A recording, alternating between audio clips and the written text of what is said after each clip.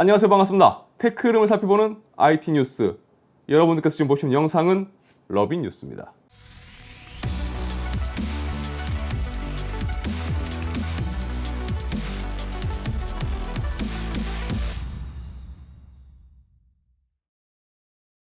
자, 얼마 전 일본 정부의 지원 그리고 소니와의 협력을 통해서 TSMC가 일본 내 칩 생산 시설을 건설할 것이라는 소식을 전해드렸었습니다. 그리고 최근 니케이 아시아에서 보도한 내용에 따르면 일본 정부는 지난달 6천억 엔 상당의 칩 보조금 법안을 통과시켰으며 이 중 TSMC 공장에 4천억 엔을 지원할 계획이라고 합니다. 그리고 이와 같은 보조금 지급 규정, 그러니까 보조금을 지급하는 대신 제시할 조건에 대해서 10년 약정, 칩 공급량 부족 시 생산량 증가, 그리고 핵심 기술의 보호 및 보조금을 지급받은 공장에 대한 회사의 지속적인 투자 등이 포함되어 있다고 전했습니다. 애초에 이 계획이 나왔을 때 일본 정부가 아무런 조건 없이 단지 TSMC의 생산 시설을 일본 내에 건설한다는 이유만으로 막대한 보조금을 내놨을 리 없다고 봤지만, 어쨌든 일본이 내세운 조건만 두고 본다면 일본 내 TSMC 공장은 일본의 주요 소비용 칩 공급을 전담하는 역할을 맡을 것으로 보입니다. 한편으로는 TSMC를 사용하지 않는 기업도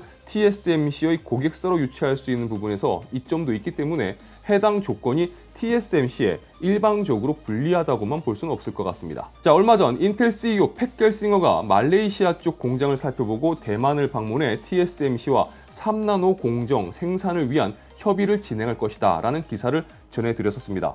그리고 이후 나온 소식 중 TSMC가 인텔의 생산 비용에 대한 선불 지급 조건을 내세웠다는 소식이 있었고, 이후 인텔과 TSMC 관련 소식은 한동안 뜸했었습니다. 자, 그러다 최근 대만의 디지타임즈가 보도한 내용에 따르면 인텔과 TSMC가 3나노 공정 생산을 위한 계약을 체결했으며 TSMC가 인텔 칩 생산을 위해 대만 북부 신주 바오산 지역에 새로운 공장을 건설하고 있다고 합니다. 자, 만약 이 소식이 사실이라면 이제 인텔은 TSMC 노드를 활용해 상대적으로 뒤처졌던 공정 부분을 어쩌면 단숨에 역전시킬 수 있는 기반을 만들게 되었다고도 볼 수가 있을 것 같습니다.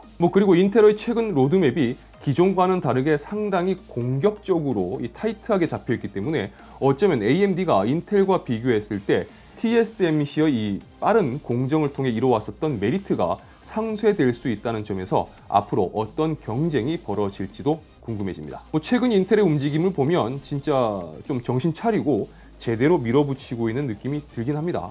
과연 인텔이 TSMC를 어떻게 활용하게 될지 지켜봐야겠네요. 삼성은 최근 인메모리 컴퓨팅에서 상대적으로 기피되던 M램을 통한 인메모리 컴퓨팅 시연에 성공하며 이와 관련한 연구 결과를 네이처지에 게재했습니다. 자, 우선 인메모리 컴퓨팅에 대해서 간단히 살펴봐야 될 것 같은데요. 인메모리 컴퓨팅의 개념은 우리가 현재 사용하고 있는 PC는 하드디스크라든지 SSD 등의 저장 장치가 있고, 그리고 메모리, 여기에 프로세서, 이런 식의 구조를 갖추고 있습니다. 이 저장 장치에 있는 데이터 중 필요한 정보를 메모리로 옮긴 후에 다시 메모리에 있는 데이터를 프로세서가 처리하는 방식을 취하고 있는 거죠. 그런데 이 부분을 만약 서버 쪽으로 살펴보게 된다면 엄청난 데이터가 쌓이게 되고, 또 이런 데이터를 기반으로 다양한 트랜잭션이 발생하게 되며, 또 이런 데이터들이 다시 메모리 그리고 프로세서를 거치면서 병목 형상이 발생하게 됩니다. 자, 원래 기본적인 인메모리 컴퓨팅의 개념은 저장 장치라는 개념을 아예 메모리로 옮기면서 시작됩니다. 즉 메모리가 저장 장치의 역할까지 하게 되는 거죠. 이를 통해서 연산 작업에서 병목 현상을 해소하고 더 빠르게 데이터를 처리할 수 있게 하는 겁니다. 여기서 삼성이 발표한 내용은 좀 더 최신의 인메모리 컴퓨팅을 이야기합니다. 메모리가 데이터 저장의 역할에서 데이터 연산까지 처리하게 하는 이 칩 기술이라고 보시면 되겠습니다. 자, 그런데 핵심은 이 부분에서 삼성이 그동안 여러 장점이 있음에도 불구하고 전력상의 문제로 인메모리 컴퓨팅에서는 구현되지 못했던 M램을 사용했다는 부분입니다. 자, 여기서 삼성이 M램의 문제점으로 지적받던 부분을 해결함으로써 이 부분에 대해서 네이처지에 기재되는 등 삼성의 기술력이 돋보인 사례로 볼 수가 있을 것 같습니다. 자, 인메모리 컴퓨팅은 일반 소비자들에게는 크게 다가오지 않는 영역이고, 엔터프라이즈 영역에서 필요한 부분이라 일단 삼성이 이 부분에서 독자적인 기술력을 확보할 수 있다면 향후 경쟁력 부분에서 큰 성과를 냈다고 볼 수 있을 것 같습니다. 자, 엔비디아는 RTX 그래픽 카드에 장착된 텐서코어를 활용한 그래픽 기술 개발에 노력을 기울이고 있는 것 같습니다. 실제로 소비자 영역에서 이를 활용한 가장 익숙한 기술이라고 한다면 DLSS를 또 올릴 수 있을 겁니다. 자, 그리고 엔비디아는 이제 새로운 기술을 제공할 예정입니다. 바로 1월 14일 출시되는 새로운 드라이버를 통해서 추가되는 DLDSR 기능입니다. DSR 기능은 기존에도 사용할 수가 있었습니다. 이 기능이 낯선 분들이 계실 수가 있을 텐데, DSR은 그래픽 카드에서 별도의 렌더링 해상도를 지정해서 훨씬 더 높은 퀄리티의 이미지를 출력해주는 기술을 말합니다. 하지만 여기에는 한 가지 문제점이 있었습니다. 바로 그래픽 카드의 부담이 커지고 그만큼 프레임이 감소된다는 부분이었습니다. 자, 하지만 엔비디아는 여기에 딥러닝 기술을 접목시켰고 이제 이를 통해서 프레임을 확보하면서 높은 이미지 품질을 얻을 수 있다고 합니다. 자, 이렇게 보면 DLSS하고 뭐가 다르지? 라고 생각하실 수가 있을 겁니다. DLSS는 특정 해상도에서 이미지 품질을 유지하면서 더 높은 프레임 확보를 목적으로 하는 기술이라고 볼 수 있는 반면에, DLDSR은 특정 해상도에서 프레임 로스를 최소화하고 더 높은 이미지 품질을 얻는데 목적이 있다고 볼 수가 있을 겁니다. 어쨌든 엔비디아는 이 딥러닝 기술을 좀 더 다양하게 활용하기 위해서 노력하고 있는 것 같습니다. 자, 삼성 엑시노스 2200 관련해서 최근 나오는 소문은 삼성이 엑시노스 2200의 발열 문제를 해결하지 못해서 출시가 지연되고 있다는 쪽으로 쏠리고 있습니다.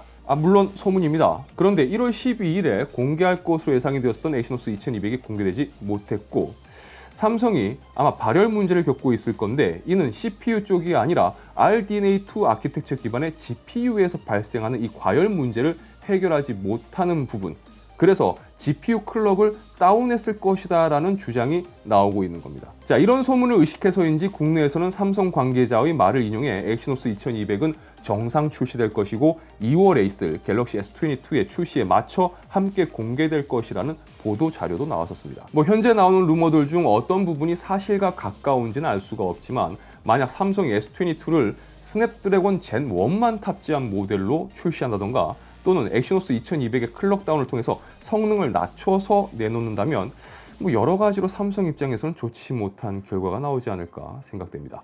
자, 일단 2월에 결과를 보면 알 수가 있겠죠. 자, 유튜브 러베다 트렌스는 IT 관련 정보와 리뷰, 언박싱, 그리고 팁을 전해드리고 있습니다. 영상이 유익하시다면 좋아요와 구독, 그리고 알람 설정 부탁드리겠습니다. 시청해주셔서 진심으로 감사합니다. 지금까지 아토였습니다. 좋은 하루 되세요. 자, 오늘은 사연이 하나 있습니다. 구독자 김잉세님의 20대 마지막 생일이라고 하십니다. 올해 마지막 20대를 보내는 해라고 좋은 한 해가 될 수 있게 해달라고 하셨는데요. 너무 당연한 얘기죠. 네, 좋은 일들만 있을 겁니다. 학원 강사신가 봐요. 컴퓨터 만지는 게 취미라고 하시는데 정말 좋은 취미를 가지고 계십니다. 제가 이 일을 해서가 아니라 PC 좋아하는 분들은 진짜 좋은 취미를 가지고 계신다고 생각합니다.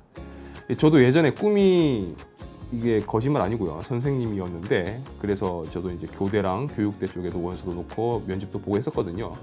나름 그때 좀 나름 사연이 있어가지고 가지를 못했는데, 주변에 교사로 일하고 있는 친구들을 볼 때면 개인적으로 참 부럽기도 하고 멋진 일 한다고 생각을 하고 있습니다. 올 한 해도 우리 김잉세님 수업 듣는 학생들에게 좋은 강의 해주시고 또 좋은 일들만 가득하시길 진심으로 기도하겠습니다.